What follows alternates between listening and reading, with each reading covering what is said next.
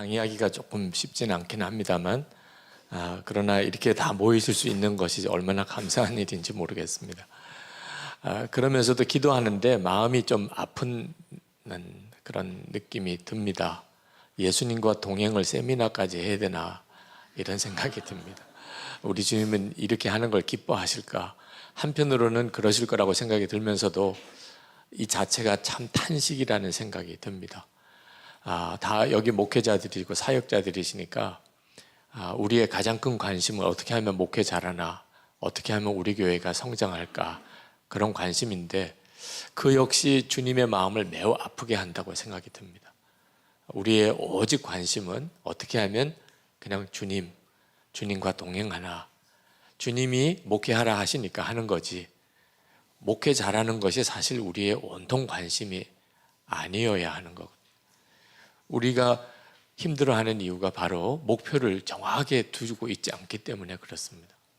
저는 안산에서 목회한 적이 있는데 바로 가까이에 안산제일교회 고은 목사님이 목회하셨어요.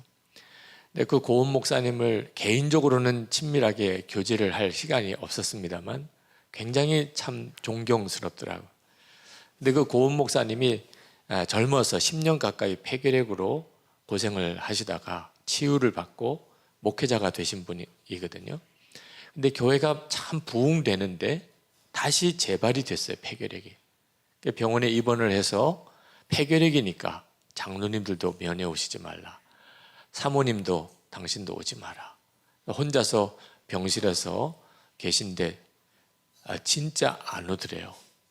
장로님도 안 오고 사모님도 안 오고.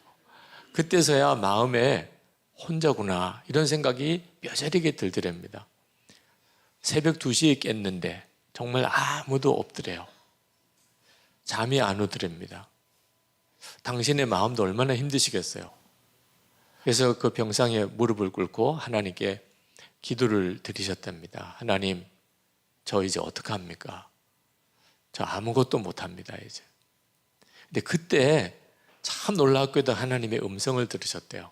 그 음성이 뭐냐면, 너 절대로 내일 하지 마. 내일은 내가 한다. 너는 내일 하지 마. 너는 그냥 내 마음을 나로만 가득 채워. 정말 잊을 수 없는 말씀을 그날 들었대요. 그리고 진짜 마음을 내려놨어요. 폐결핵인 상태로 요양을 해야 되니까 목회 못하는 거죠. 그렇지만 마음을 내려놓지 못했는데 다 내려놨어요. 정말 일은 주님이 하신다고 그러셨으니 그냥 정말 쉬고 성경 보고 기도하고, 그리고 힘이 되면 성경 경건서적 읽고 그렇게 지냈는데 1년 지나고 이제 회복이 되셨습니다. 근데 교회는 더 부흥이 됐어요. 그 사이에 그 고은 목사님의 평생의 목회의 어떤 본인의 중요한 중심이 그때 생겼다는 겁니다. 너 내일 하지 마. 내일은 내가 하는 거야. 너는 나로만 가득 채워. 그래서 이제 오직 주 예수님에게만 초점을 맞추셨노라고 그런 말씀을 하셨습니다. 실제로 대부분의 목회자들이 목회에 매달려 삽니다. 지금도 마음은 목회에만 있으신 목사님들이, 사모님들이 많으실 겁니다. 어떻게 하면 목회 잘할까? 우리 교회가 성장할까? 그러니까 교회가 성장해도 무너지고 안 돼도 무너지는 거예요. 목표를 거기다가 두고 있기 때문에. 목표가 정확하지 않으면 그러면 굉장히 심각한 문제가 생깁니다. 인천공항에서 비행기가 떴는데 동경을 가야 되는 비행기가 한 1도 정도의 오차를 가지면, 그러면 동경 도착할 점 시간에 대만 지나가고 있는 거. 그 목표를 정확하게 갖지 못하기 때문에 우리들의 모든 문제가 생기는 거예요. 목회자의 목표는 목회 아닙니다. 우상이 됩니다. 그렇게 되면 우리의 목표는 오직 예수 그리스도셔야 하는 거예요. 목사님들의 관심 영역이 다양하고 많습니다. 그죠? 설교도 잘하고 싶고, 또 교회 학교 교육도 잘하고 싶고, 예배도 정말 충만한 예배를 드리고 싶고, 그죠? 찬양도 정말 잘하고 싶고, 상담 잘하고 싶고, 또 신학적인 훈련도 계속 더 받고 싶고, 뭐 다양하게 전도, 선교, 목회자가 관심 갖는 영역이 얼마나 많습니까? 어느 목사님 보면 그 목사님 나름대로의 전공이 있으세요. 저 목사님은 저 점이 탁월하셔, 이렇게. 그런데 그게 문제예요. 그게 속고 있는 겁니다.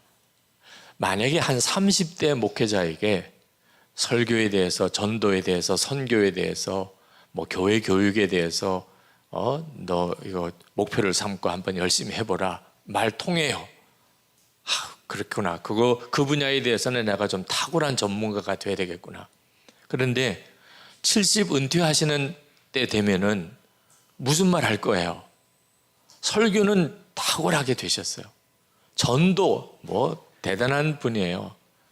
교회 교육 전문가예요. 예배 찬양인도 참 기가 막히게 잘해요. 그런데 70된 목사님에게 그게 여전히 가슴에 불타는 꿈이 될 수 있을까요? 70대 지나면 이제 죽어야 되는 거예요. 이제 목회 은퇴를 해야 될 시간에 그동안에 내가 평생 목표로 삼았던 거 이제는 다 내려놔야 된다면 이게 목표 제대로 잡은 거 맞습니까? 70이 되어도 여전히 내 가슴을 뜨겁게 하는 그 목표, 30대나 20대나 40대나 50대나 70대, 80이 돼도 여전히 내 가슴을 뜨겁게 하는 그게 목표여야 되는 거잖아요. 그게 예수 그리스도여야 한다는 겁니다. 목회가 목표가 되어버리니까 은퇴할 때 다 무너지잖아요. 그건 뭐 어쩔 수가 없어요. 은퇴하신 목사님들을 좀 우리가 살펴볼 필요가 있습니다. 은퇴하시는 목사님은 무엇이 행복할까? 평생 목회가 목표였던 분은요, 정말 수습이 안 됩니다, 마음이. 근데 예수님이 목표이신 분, 은퇴가 무슨 문제가 돼요? 그죠? 주님이 70 전까지는 너 나와 함께 열심히 목회하자. 그래서 이 목회한 겁니다. 이제는 이제 나하고 또 다른 여행을 떠나자. 얼마나 좋아요. 미술의 재능을 가진 한 소년이 있었습니다. 1년 동안 비둘기의 발만 그리는 거예요. 그렸다가 또 버리고 그렸다가 버리고, 옆에서 지켜보던 사람이 답답해서 너는 왜 비둘기 발만 그리냐? 아버지가 그리라고 그랬어요. 그 아버지가 그 아들에게 미술 교육을 시키는데 비둘기 발만 그리게 한 거예요, 1년 동안. 근데 수만 장 비둘기 발 그림을 스케치하고 버리고 또 스케치하고 버렸는데 이 아이가 1년 지나서 비둘기 발이 50가지 종류가 있다는 걸 알았어요. 우리가 보면 비둘기 발이 다 똑같은 비둘기 발인데 그 비둘기 발이 50가지가 다른 형태가 있다는 것을 이 아이가 알았어요. 이 아이가 누군지 아시죠? 피카소예요. 그 아버지가 진짜 잘 훈련시킨 거죠. 어떤 사물을 보는 관찰력을 눈뜨게 해준 겁니다. 비둘기 발 하나를 그리게 함으로. 도대체 목회하는 우리에게 있어서 그처럼 가장 기본이 되는 것, 그거 하나 열리면 나머지는 다 열리는 것, 그걸 붙잡아야 하는 거죠. 그게 예수 그리스도십니다. 네. 그러면 그렇게 되면 그러면 목회 형편, 내 사역의 환경, 나이가 어떻게 되고 아무 상관없어요. 예수 그리스도 한 분, 그분으로 충분해지면 아무 상관없어요. 우리가 예수님 그냥 다 안다고 생각해요. 여기 예수님 모르시는 분이 누가 있으세요? 그런데 피카소가 어릴 때 비둘기 발을 보고 50가지 다른 형태의 비둘기 발이 있는 걸 본 것처럼 나는 진짜 예수님을 아나요.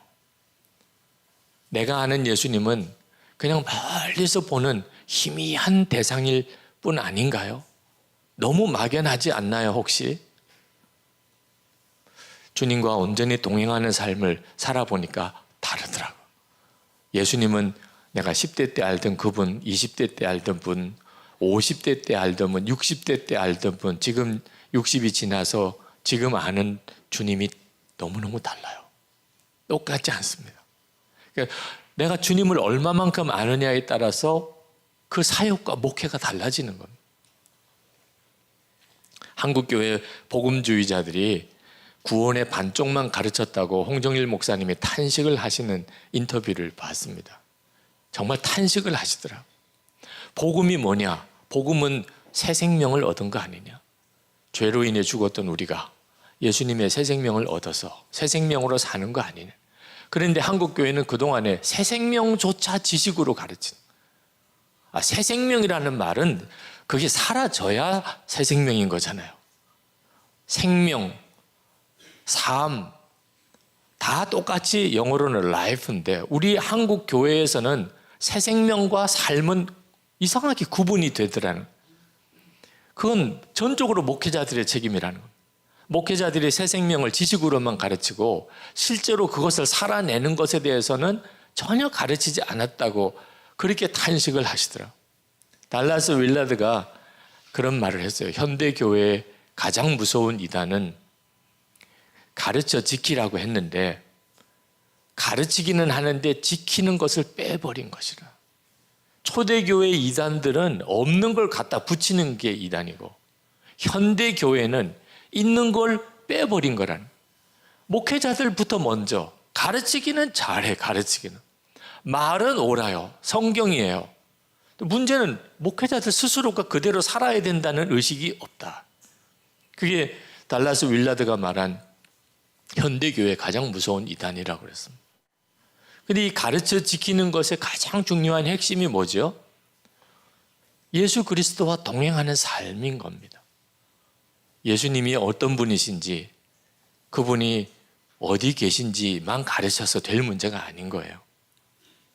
예레미야 선지자가 이스라엘의 두 가지 죄를 이야기를 했는데 예레미야 2장 13절에 내 백성이 두 가지 악을 행하였나니 곧 그들이 생수의 근원되는 나를 버린 것과 스스로 웅덩이를 판 것인데 그것은 그 물을 가두지 못할 터진 웅덩이들이니라. 그러니까 이스라엘 백성들의 죄가 둘인데 생수의 근원인 하나님 버리고 절대로 물 가두어 둘 수 없는 터진 웅덩이만 계속 파고 있었던 거. 그게 이스라엘 백성의 죄라고 그랬는데 우리도 똑같아요. 목회자들도 똑같습니다. 인정하기 쉽지 않지만 예수님은 버리고 관심이 별로 없으니까 다 안다고 생각하니까 예수님은 버리고 목회라는 터진 웅덩이만 파고 있는 겁니다. 그건 절대로 목회는 절대로 우리에게 생수가 아닙니다. 예수님이 생수시지 목회는 생수가 아니에요. 아무리 그 사역이 커져도 부흥돼도 절대로 그건 우리의 생수가 아닙니다. 이제는 우리는 그 증거를 수도 없이 열거할 수도 있습니다. 그런데도 여전히 많은 목회자들이 생수의 근원이신 주님은 버리고 그리고 목회라는 터진 웅덩이, 교회 성장이라는 터진 웅덩이만 파고 있다는 거예요. 진짜 예수님은 내게 생수의 근원이 되셨나? 나는 예수님으로 해가를 받은 사람인가? 확인할 수 있습니다. 뭐로 확인할 수 있냐면 행복한 거예요. 내 마음이 너무 행복한 겁니다. 사역과 목회 현장 아무 상관없이 내 속에서부터 정말 넘치는 행복이 있는 거예요. 그러면 그는 진짜 예수님을 생수의 근원으로 만난 분이고 분명히 나도 예수님을 믿고 목회자까지 됐는데 계속 내 속에는 만족함이 없고 기쁨이 없고 감사가 없어요. 그러면 난 지금 현실적으로는 주님을 버린 겁니다. 어느 목사님 한 분이 저희 교회 부목사 되고 싶으시다고 오셨어요. 아니 담임을 하고 계신데 어떻게 지금 부목사가 되고 싶어 하십니까? 그랬더니 하시는 이야기가 고등학교 다닐 때 성령 체험하고 그리고 주의 종되기로 헌신하고 신학교를 갔는데 아버지가 절대 반대를 하셔. 나중에는 거의 의절 상태로 자기 혼자 신학교를 가서 돈 벌어가면서 공부해야 되니 고생 엄청 했고 전도사 시절에 목사님과 교회가 힘들고 그래서 고생하고 부목사 시절에 담임 목사와 안 맞아서 힘들고 지금 담임 목회하는데 교회는 부흥이 안 되고 한 번도 행복해 본 적이 없다는. 그런데 선한 목자 교회를 보니까 굉장히 행복해 보인다. 야, 내가 행복한 목회를 경험을 못 해봐서 행복한 목회를 못 하는 거구나. 그래서 선한 목자교에서 허락해 주시면 1년이라도 좋으니까 이 행복한 분위기의 목회를 한번 실제로 경험해 보고 그 다음에 개척이라도 또 다시 해보고 싶다. 그 목사님의 마음은 너무나 깊이 제 마음을 울렸어요. 저도 그런 고민을 할 때도 있었으니까요. 그런데 오시라고 못했어요. 그 목사님께 말씀드렸어요. 목사님, 고등학교 다닐 때 성령 받으셨다고 그랬는데 이미 그때 주님이 목사님 안에 오신 거잖아요. 그런데 목사님 안에 오신 그 예수님이 지금까지 한 번도 목사님을 행복하게 못 해드렸다면 도대체 선한목자교회가 무슨 교회길래 제가 도대체 어떻게 목사님을 행복하게 해드릴 수 있겠습니까? 눈을 감고 한참을 가만히 계시더라고요. 그러더니 일어나셔서 감사합니다. 그러고는 뒤도 안 돌아보고 가셨어요. 무엇이 그렇게 감사하다고 하셨는지는 모르죠. 들어보지 못했으니까. 우리의 진짜 행복은 예수 그리스도에게 있는 거거든요.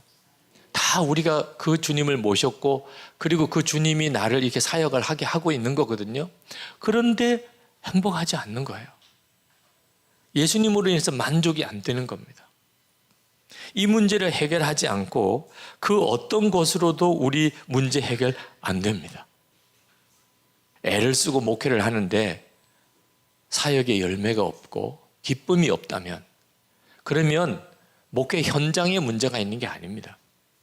예수님과 나와의 관계에 문제가 있는 거예요. 그러니까 사역에 계속 그렇게 무너지고 있는 겁니다.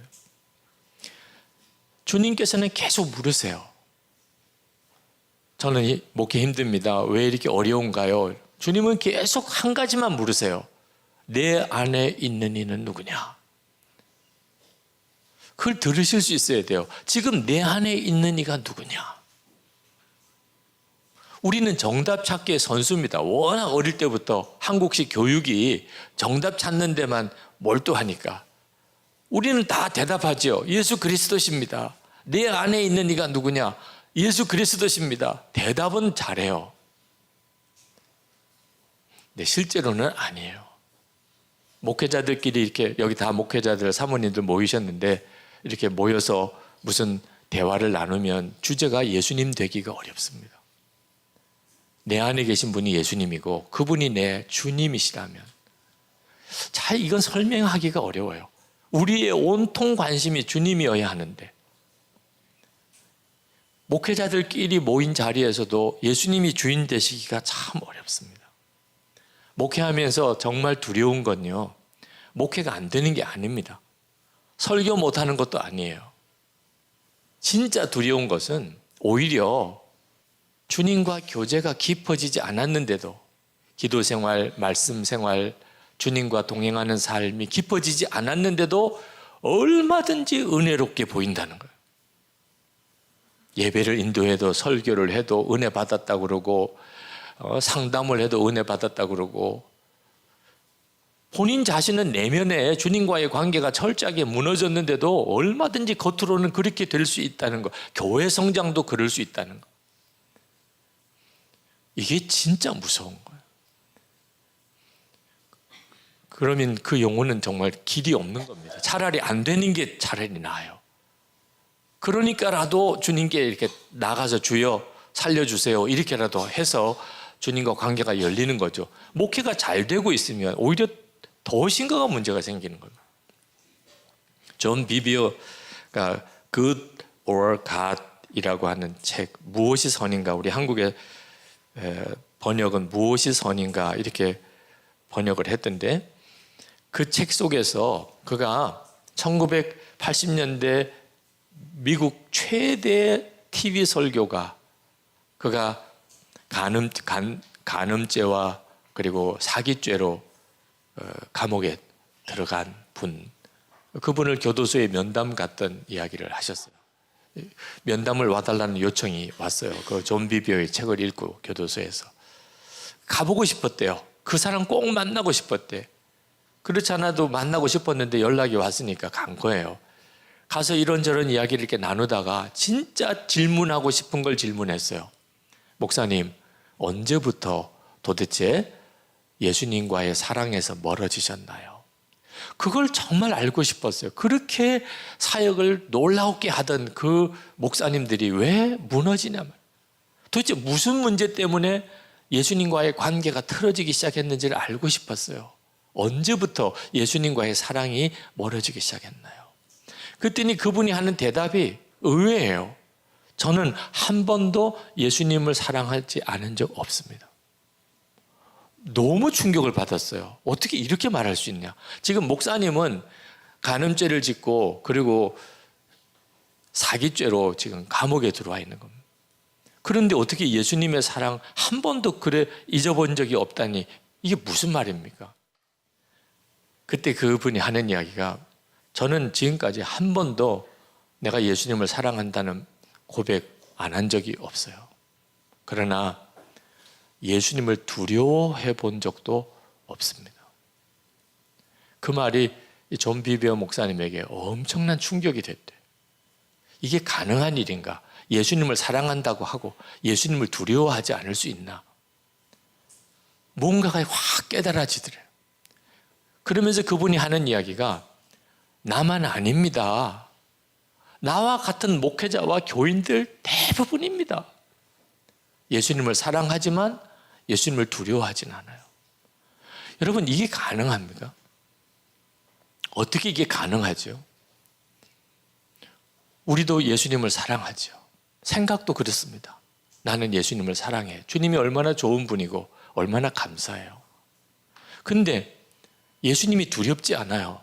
무슨 말을 하거나 행동을 하거나 하는데 주님이 두렵지 않아요. 그래서 말 막 하고 행동도 막 합니다. 계속 주님 사랑한대요. 설교도 그렇게 해요. 왜 이런 일이 벌어지죠? 실제로 주님이 함께 계신 것에 대해서 모르는 겁니다. 그러니까 예수님을 사랑한다는 게 지식이에요. 생각은 그렇습니다. 근데 예수님과의 관계의 핵심은요, 예수님과 함께함이에요. 주님이 나와 같이 계시다는 그 의식이 나로 하여금 모든 것을 조심시키는 겁니다. 주님이 함께 계신데 어떻게 말 함부로 해요? 주님이 함께 계신데 어떻게 거짓말해요? 주님이 함께 계신데 어떻게 불륜의 관계를 맺어요? 그러니까 우리가 예수님을 사랑한다고 말하고 설교도 하면서도 얼마든지 타락할 수 있어요. 주님이 나와 함께 계신 것을 명확하게 본인이 그 임재에 대한 믿음이 없으면, 그러면 한순간에 우리가 무너집니다. 예수 동행 일기 왜 그렇게 쓰자고 하나? 일기에 초점이 있지 않습니다. 일기 쓰자고 그러니까 다들 경기하시더라고요. 초등학교 때 내려놓은 일기를 또 쓰라고 그러나, 우리 부목사님들 정말 사임까지 생각하시더라고요. 네. 그렇지 않아도 바빠 죽겠는데 무슨 일기를 또 쓰라는 거야. 그리고 또 뭐 나누라니 무슨 일기 검사하는 거야. 뭐 이제 이런 마음이 드시는 것 같아요. 근데 초점은요, 일기는 그냥 체크하는, 뭘 체크하는 거죠? 내가 항상 주님을 바라보고 사는지를 체크하는 겁니다. 초점은 예수 동행이에요. 예수 동행. 내가 그냥 막연하게 예수를 믿는 게 아니고 그 예수님과 동행하자는 겁니다. 히브리서 12장 2절에 믿음의 주요 또 온전하게 하시는 이인 예수를 바라보자 그랬는데, 이 영어 성경으로 보면 Let us fix our eyes on Jesus. Fix our eyes on Jesus. 예수님에게 내 눈을 고정시키라. 그런 뜻입니다. 그래서 그냥 예수를 바라보자 이렇게 안 하고 24시간 예수님을 바라보자 이렇게 표현한 까닭이에요.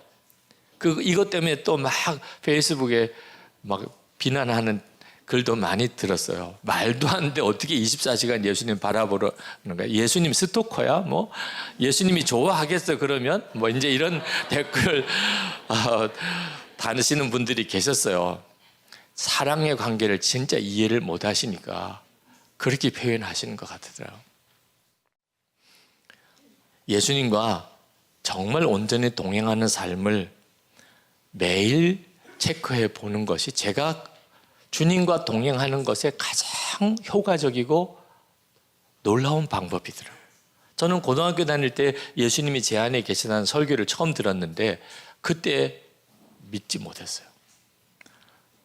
예수님 제 안에 계시다는 게 믿어지지 않아요. 제 안에 계시다면 어떻게 내가 모를 수 있어요? 그러면 내 안에 안 계시다는 건가? 그것조차도 상담 못했어요. 목사 아들이기 때문에. 예수님 내 안에 안 계시다고 내가 이야기해서 내게 득될 게 아무것도 없어요. 아버지에게 도움될 것도 아무것도 없어요. 또 저는 팔자가 목사가 돼야 되는데 신학교 가는데도 문제가 생겨요. 그래서 그냥 믿는 척하고 넘겼어요. 그때부터 제 마음속에는 갈망이 진짜 주님은 내 안에 계신가였어요. 하나님께서 여러 가지 방법으로 눈을 열어주시긴 했습니다. 성경을 읽다가 큐티하다가 기도하다가 성령 체험을 통해서 여러 가지 경건의 서적을 통해서 주님은 내 안에 계신 게 맞구나. 그런 확신도 생기고 눈도 열렸는데 그런데 주님과 친밀한 동행이 깊어지는 일은 좀처럼 일어나지 않았어요. 근데 매일 체크하면서 이건 뚜렷하고 놀랍게 변화가 일어난 것. 그렇게 한 지가 지난 7년입니다. 지난 7년. 지난 7년 동안의 삶은 그 이전에 50대 중반까지의 삶 모든 것을 뒤바꿔 놓는 것이었어요. 그래서 이렇게 예수 동행 일기 세미나를 이렇게 막 하기 시작한 겁니다. 저에게 가장 큰 도전을 주었던 그 계기가 되었던 분이 프랭크 루박 선교사입니다. 그냥 정확한 발음으로 하기는 쉽지 않은데 프랭크 루바흐 선교사라고 해야 되나요? 근데 우리 생명의 말씀사에서는 프랭크 루박이라고 그냥 그렇게 번역을 했더라고요. 그분이 쓴 일기책이 프랭크 루박의 편지라고 제목이 되어서 생명의 말씀사에서 나와 있어요. 이 프랭크 루박 선교사는 미국 분인데 필리핀 오지에 그 회교도 마을에 가서 사역을 하시던 분입니다. 1884년생이신데 그분이 45세가 되었을 때 1930년이죠. 마음에 갈망을 가진 것을 해결하는 결단을 합니다. 그 갈망이 뭐냐면 하나님이 늘 나와 함께 계신데 왜 나는 하나님을 의식하지 못할까? 그게 이분의 갈망이에요. 하나님은 분명히 항상 나와 같이 계신데 왜 나는 하나님을 의식하지 못하고 이렇게 살아가는 거지? 그러다가 1930년 45살 되던 해 그가 일기를 쓰겠다고 결심을 합니다. 나도 항상 하나님 생각해보자. 나와 같이 계시니까 나도 항상 하나님 생각해보자. 그리고 하루를 지나고 내가 얼마나 하나님을 생각하면서 하루를 지냈는지를 기록해보자. 이런 실험을 누군가도 하고 싶을 텐데 그 사람을 위해서 내가 기록에 남겨보자. 그리고 이제 시작한 게 이제 그분의 일기입니다.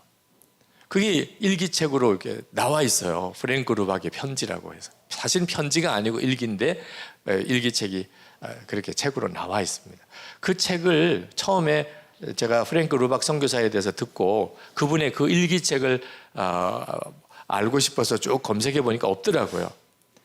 미국에서 주문을 해야 하는 거더라고요. 근데 어떤 분이 저에게 나와 있다는 겁니다. 편지라고 하는 이름으로 출간을 했던 생명의 말씀사에서. 그래서 그 생명의 말씀사에 나온 그 책을 보니까 출판된 지는 굉장히 오래됐는데 계속 일쇄본이더라고. 아무도 안 사요. 제가 보니까 팔릴 책이 아니더라고. 그거 이렇게 쭉 뒤져보니까 그냥 짤막짤막하게 그냥 일기 계속 선교사님 쓰신 거라 그 내용을 알지 못한 사람은 살 이유가 없더라고. 근데 저에게는 얼마나 놀라운지요. 그 일기책을 쭉 읽어가면서 처음에 1월 한 달 동안에는 맨 안 된다는 얘기예요. 오늘도 주님 생각 못하고 살았다. 오늘도 주님 생각 못하고 살았다. 주님 생각하는 게 이렇게 힘든 줄 몰랐다. 나는 안 되나 봐. 정말 좌절에 대한 기록들이 1월 한 달 내내 그렇게 나와요. 2월 달부터는 달라지기 시작해요. 이런 일은 처음이었다. 내 삶 속에 이런 경험은 처음이었다. 3월 달, 4월 달 가기 시작하면서부터 사람들이 나보고 변했다고 그런다. 5월 달, 6월 달 들어가면서 주님이 나와 함께 계시는 게 너무 분명하게 믿어진다. 이제는 그게 너무 자연스럽다. 제가 깜짝 놀랐어요. 6개월 동안에 이게 가능하냐? 아주 전율할 정도였어요. 우리 목사님 사모님들도 생명의 말씀에서 나올 그 프랭크 루박의 편지 한번 사보세요. 생명의 말씀에서 전화가 왔어요. 찾는 사람이 많은데 이거 2세를 인쇄를 해야 되냐, 계속 소개할 거냐, 이런 뜻인 것 같아요. 그래서 제가 아마 계속 소개할 것 같습니다. 그래서 이제 출판이 되어서 아마 서점에서 보실 수 있을 거예요. 위에도 갖다 놓았는지 모르겠는데 꼭 그런 관점을 한번 보세요. 일기를 쓰면서 주님과 동행하는 훈련을 하는 감각을 얻게 돼요. 그리고 안 되는 것에 대해서 극복할 힘이 생겨요. 아, 프랭크 루박도 이런 관점을 거쳤구나. 근데 중요한 것은 6개월이 얼마나 짧아요. 저는 50년 동안이나 그 문제를 가지고 고민을 했는데 한 세상에 6개월 동안에 어떻게 이 6월달 일기가 이렇게 나오나. 그래서 나도 한번 해보자. 그때 교회에서 저에게 한 달 동안 안식월을 주셨어요. 제주도에 가서 건강 때문에 좀 요양을 해야 될 필요가 생겨서 제 아내와 함께 제주도에 갔는데 한 달 안식월 지나는 것이 저에게 있어서는 좀 숨이 막히더라고요. 안 가고 싶어요. 한 달 지나면 교인들이 얼마나 큰 기대를 가지고 나를 기다릴까. 한 달 동안 놀게 해줘서 한 달 동안. 그러면 그 다음에 와서 불이 내려야 돼요. 도무지 한 달 동안에 그럴 수 있는 상상이 안 돼요. 한 달을 도대체 한 달 내내 금식해야 되나? 한 달 동안에 성경을 몇 번 읽어야 되고 한 달 동안에 어떻게 해야 한 달 쉬고 난 다음에 불이 내리는 설교를 하죠? 차라리 안 쉬고 계속 이대로 가는 게 훨씬 마음 편할 것 같아. 힘들어서 못한다, 어렵다, 몸이 아파서 안 된다. 차라리 이런 말 듣는 게 훨씬 낫지. 그 정말 가고 싶지가 않더라고. 근데 거의 쫓겨나다시피 갔어요. 안 갈 수가 없게. 무조건 가서 쉬고 오라는 겁니다. 책 읽어야 되나, 성경 봐야 되나, 무슨 금식하며 기도해야 되나. 쉬는 게 아니더라고. 그때 제 아내와 함께 우리 한 달 동안 그냥 주님만 진짜 바라봅시다. 목회하느라고 이거 해야 되고 저거 해야 되고 막 분주했는데 한 달을 쉬어보려니 한 달 동안에 우리 진짜 아침에 눈 뜨면 예수님, 밤에 잘 때도 주님, 하루 종일 그렇게 한번 주님만 생각하고 주님만 바라보고 그리고 우리가 그것을 매일 체크하는 일기를 쓰고 그렇게 한번 해봅시다. 프랭크 루박도 그렇게 했다는데. 그래서 한 달을 지나고 왔어요. 서울로 돌아오면서 변한 게 있더라고요. 제 마음에. 예수님이 나와 함께 계시는 게 믿어지는 거예요. 예수님이 나와 함께 계시는 것을 믿자고 하는 거하고 나와 함께 계시는 게 믿어지는 거는 하늘과 땅 차이더라고. 주님이 나와 함께 계시는 게 믿어지면요, 그러면 말, 행동 다 달라집니다. 그게 안 믿어지니까 다 무너지는 거예요. 주님이 나와 함께 계시는 게 안 믿어지니까 그렇다고 듣기도 했고 알기는 알지만 그게 믿어지지 않으니까 무너지는 거라니까요. 근데 믿어지는 거예요. 돌아와서 우리 남선교회에 처음 같이 해봤습니다. 남자 성도들. 목요일 새벽마다 남자 성도들의 기도 모임이 있는데 거기서 여러분들도 한번 주님 바라보는 일기를 써보세요. 그리고 한 주일에 한 번 만나서 그걸 서로 나누는 시간을 가졌어요. 근데 3개월 정도쯤 지나고 변화가 일어나요. 아내 몰래 비장금 숨겨놓은 거 아내에게 다 이야기했다고. 그거 보통 이야기하기 어렵거든요. 근데 왜 그랬냐? 비자금 쓸 일이 없대. 남자가 왜 비자금 가져요? 아내 몰래 쓰려고. 아내 몰래 쓸 일이 보통 좋은 일이 아니에요. 근데 매일 일기를 쓰면서 나누면서 지내다 보니까 자기가 이렇게 장판 밑에 비닐에 넣어가지고 숨겨놓은 이 돈 쓸 일이 없고 나중에 이거 아내가 봐도 문제가 되고 내가 죽고 난 다음에 이게 또 이거 남의 손 들어가도 억울하고 그래 여보 나 돈 좀 모아놓은 거 있어 이렇게 했더니 아내 입이 귀에 걸리더래. 뭐 그런 이야기를 하는데 제가 들으면서 세상에 이게 무슨 뭐 특별한 성령 체험한 것도 아니고 어떻게 이런 일이 일어나나. 어느 집사님은 음란 동영상을 끊었다는 거예요. 저는 그 집사님이 음란 동영상에 중독되어 있는 걸 몰랐어요. 절대 그렇게 생긴 분이 아니에요.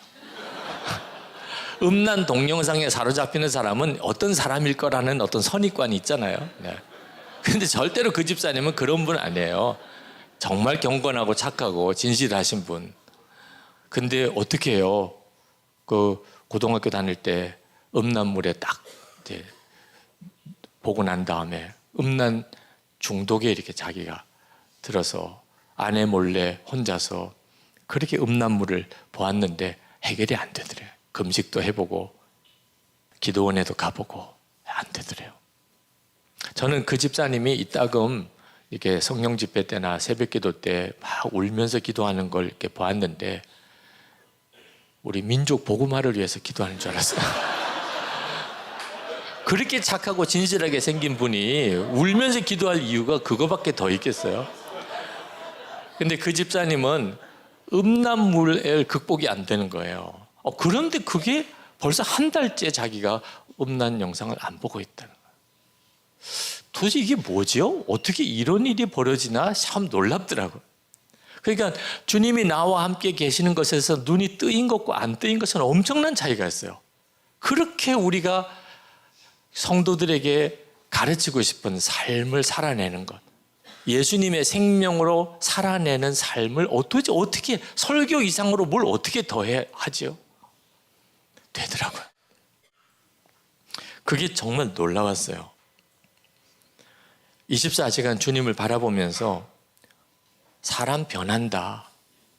전에는 그렇지 않았어요. 그냥 성질대로 믿는 거지. 예수를 믿어도 다 자기 성질대로 믿더라고요. 근데 주님 예수 동행 일기를 이렇게 쭉 쓰고 그 사역을 하면서 뚜렷한 확신이 사람 변한다. 우리 교우들이 그런 간증이 정말 엄청나게 많이 일어나요. 예수 동행 일기는 뭐 간단합니다. 처음 내가 의식이 딱 들어왔을 때 아침에 눈 뜰 때 예수님을 생각했나. 나와 같이 계시다면 당연히 그래야 되는 거예요. 누구 어른과 같이 방에서 같이 잠을 잤다면 눈을 뜨면 안녕히 주무셨나요? 이렇게 첫 인사부터 하지 않겠어요? 내 안에 계시다면 당연한 거죠.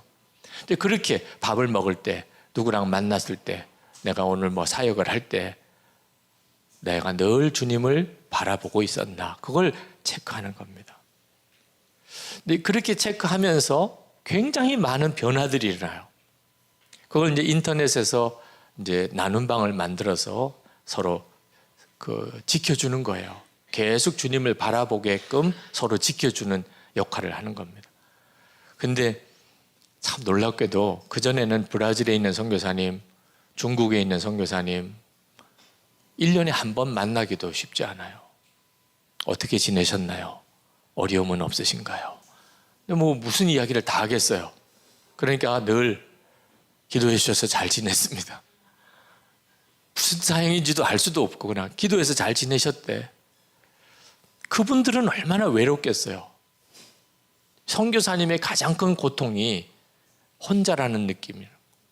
이게 해결이 안 되는데 영성여기 이 사이트를 통해서 매일 같이 살아요. 제 사는 것도 보시고 저도 그 선교사님 사는 것도 보고 도대체 이게 얼마나 놀라운 일이 됐어요. 세상이 인터넷에 이렇게 발달됐으면 우리 신앙생활에도 뭐가 도움이 돼야 되잖아요. 진짜 도움이 돼요. 이제는 혼자 사는 사람이 없게 됐어요. 매일 같이 서로 자신의 삶을 주님과 동행하는 삶을 점검하는 그 일기를 서로 나누면서 서로가 같이 사는 것 같아요. 교회 안에도요, 소그룹 공동체 안에 혁신이 일어나요. 실제로 지금 한국 교회 문제가 소그룹의 위기입니다. 소그룹. 이제는 모임을 갖기가 참 힘들어졌어요. 모이기도 힘들고 나눔도 갖기 어렵고 소그룹 리더 훈련시키는 게 얼마나 어려운지요. 그리고 그 짧은 시간에 모여도요, 의미 있게 나누고 헤어지기가 쉽지 않아요. 한 주간 서로 떨어져 지내다가 잠깐 만났어요. 이게 모였으니까 예배도 드려야 되고, 그리고 그 다음에 교제도 해야 되고, 근데 교제할 내용이 서로 하고 싶은 말은 막 목에까지 올라왔지만 그 한번 꺼냈다가는 밤을 새야 되니까 그냥 잘 지냈대. 그냥 서로 다 잘 지냈대요. 그걸로 끝이에요. 그러니까 그 다음엔 가고 싶어요? 의미가 없는데? 가봐야 의미가 없는데? 그런데 매일 예수 동행 일기를 서로 나누다가 그리고 1시간 딱 만나요. 이미 사정 다 알아요. 무슨 일이 있었고 어떤 기도 제목이 있었고 어떤 간증이 있었고 일기를 통해서 서로 다 확인했어요. 모이면 그냥 바로 기도 들어가도 돼요. 어느 누구를 위해서 같이 기도하고. 일기를 통해서 서로 나누다가 눈과 눈을 마주쳐서 보는 게 얼마나 반가운지, 세상에 이런 공동체가 가능해지는구나. 현대사회가 이렇게 바쁘고 어려워도 영적인 교제는 얼마든지 가능하구나. 이 예수님과 동행일기는 은혜를 담아내는 그릇입니다. 뭐 큐티를 대신하라, 새벽기도에 안 해도 된다, 이런 뜻 아닙니다. 예수 동행일기는, 이 일기를 쓰라고 하는 것은 하나님이 큐티나 예배나 뭐 새벽기도회나 뭐 어떤 성도들과의 대화나 오늘 하루 살았던 삶을 통해서 하나님이 내게 주신 은혜들을 그릇에다가 그날 담아내는 거예요. 실제로 하나님이 매일매일 여러 면으로 우리에게 은혜를 주십니다. 은혜가 없었던 적이 없어요. 그런데 왜 우리는 항상 은혜가 없는 것처럼 살지요? 어제 무슨 은혜가 있었어요? 지난 토요일 날 무슨 은혜가 있었어요? 다 잊어버렸어요. 왜 그랬지요? 그릇에 담아놓질 않았으니까. 폭포수 떨어지는 밑에 가서 그 엄청난 물을 맞아도 그릇 가지고 가지 않으면 폭포에서 나오면 아무것도 없잖아요. 이게 우리들이 지금 살아가고 있는 거예요. 그렇게 말할 수 없는 은혜를 계속 받고도 우리는 계속 은혜가 없다고 생각하고 살아가는 거예요. 근데 이걸 일기를 써보니까 하나님이 어떻게 이렇게 놀라웠게 나와 함께 계시는지를 알게 돼요. 이게 정말 놀라울 정도예요. 저희 할아버님이 목사님이셨는데 6.25 때 순교하셨습니다. 근데 저는 저희 할아버님에 대해서 아무것도 몰라요. 성함하고 빛바랜 사진밖에는 모릅니다. 왜? 할아버님이 남겨주신 뭐 글 하나가 없습니다. 6.25 통해 순교하신 데다가 다 피난 내려오셨으니 뭐 할아버지에 대해서 아무것도 할아버지가 가지셨던 성경책을 마지막 순간에 들고 오신 분이 한 분 계신데 얼마 전에 돌아가셨어요. 원로 목사님.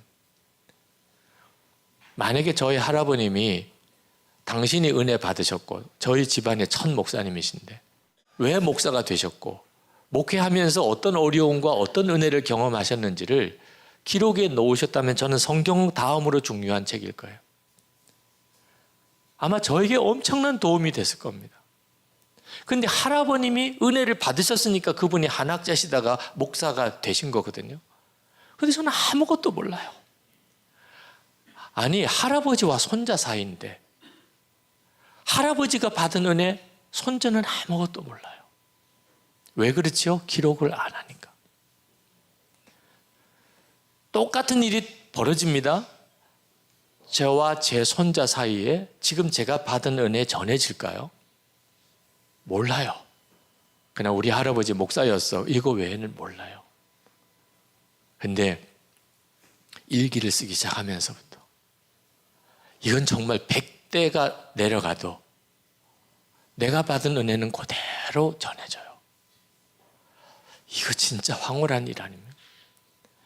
사실 우리가 얼마나 살아가는 동안에 다양한 은혜와 체험, 하나님의 사랑을 경험하고 사십니까? 자녀들을 위해서 그렇게 눈물로 기도했던 것조차도 자녀들은 아무것도 모릅니다. 심지어 본인도 몰라요. 여러분은 여러분 자녀 위해서 어떤 기도했는지 아십니까? 그렇게 눈물로 기도해놓고도 몰라요, 자기도.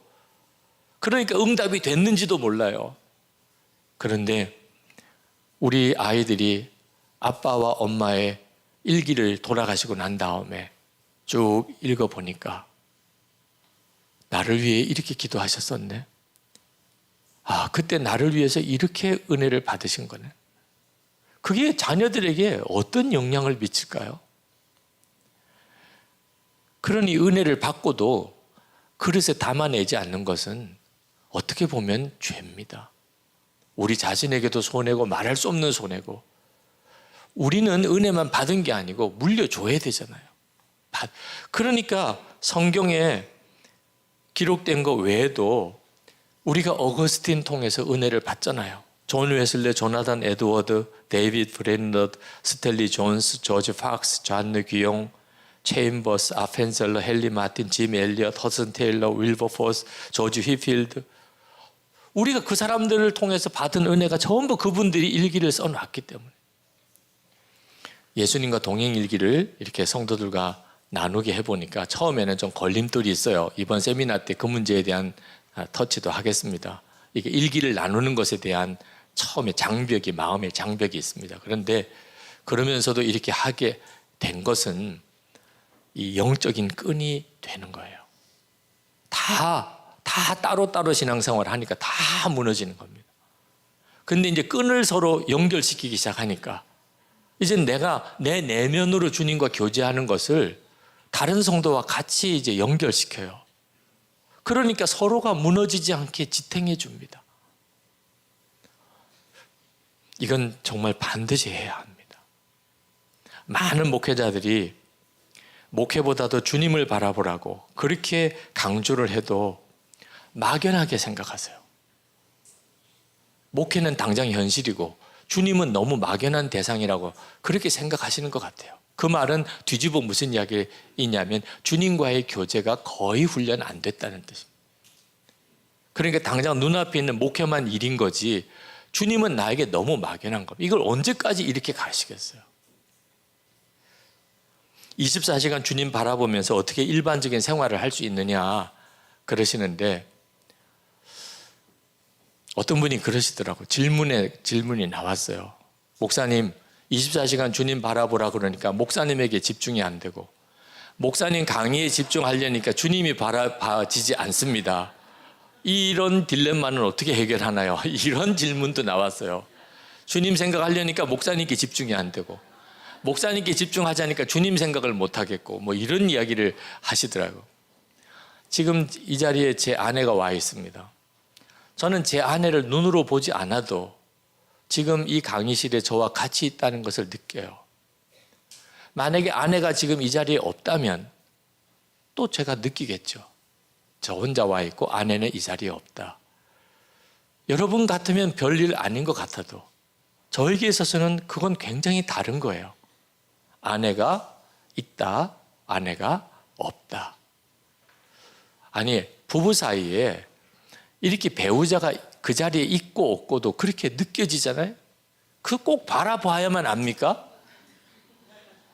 여러분 목회가 신방 가실 때 누구 상담할 때 여러분 아내나 남편이 같이 있을 때 그 의식이 되잖아요. 같이 있으니까 든든하기도 하고 내게 좋은 지혜와 조력자가 더 되고 내가 뭔가 실수하지 못하게 나를 도와주기도 하잖아요.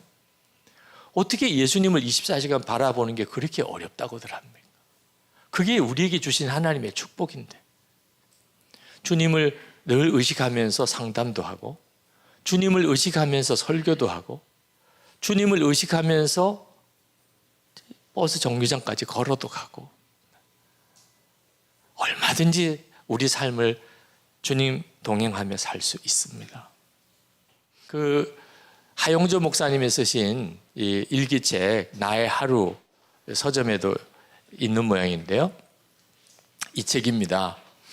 하용조 목사님이 쓰신 일기책을 그대로 아마 카피하는 것처럼 이렇게 편집을 하셨더라고요. 근데 꼭 한번 읽어보시기를 권해요. 이 책이 왜 그렇게 저에게 의미가 있나. 이 하용조 목사님이 1968년 8월부터인가요? 아마 폐결핵으로 1년 동안 요양원에 계실 때요. 23살 때라고요. 제가 그렇게 알고 있는데 1년 동안 폐결핵으로 그때 당시에 요양원에 계셨다면 사실 소망이 없는 거죠. 아무것도 할 수도 없고 해서도 안 되고 그냥 기도만 하고 성경 읽고 그러고 일기를 쓰셨어요. 그 일기에 이걸 왜 책으로 내지요? 홍정길 목사님이 이 책 속에 거기 홍정길 목사님의 글이 있는데 하용조 목사님의 평생 목회의 설계도가 이거다. 그러니까 23살 폐계력 요양원에 있던 하용조 목사님의 1년 동안 오직 주님만 바라보는 것 외에는 할 것이 없는 그때 그분이 매일매일 썼던 일기 속에 그분의 돌아가실 때까지 온누리교회 목회의 설계도가 다 있더라. 아, 벌써 이때부터 그런 비전이 있었구나. 이때부터 그런 기도했구나.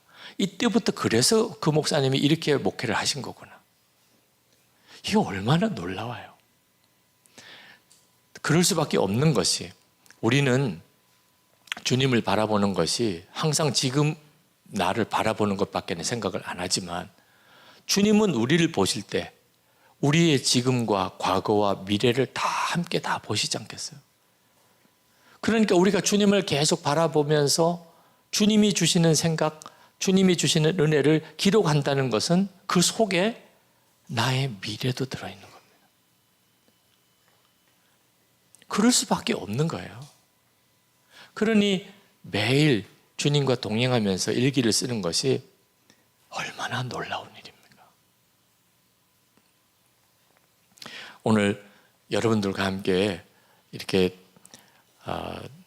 예수 동행 일기 세미나를 이렇게 하는 이유는 바로 그 주님과 동행함을 저절로 되는 거라고 생각지도 마시고, 그죠? 이미 하고 있다고 착각도 하지 마시고, 사실 말도 안 되는 세미나지만 어쩌면 반드시 해야 될 훈련이기 때문에 하는 겁니다.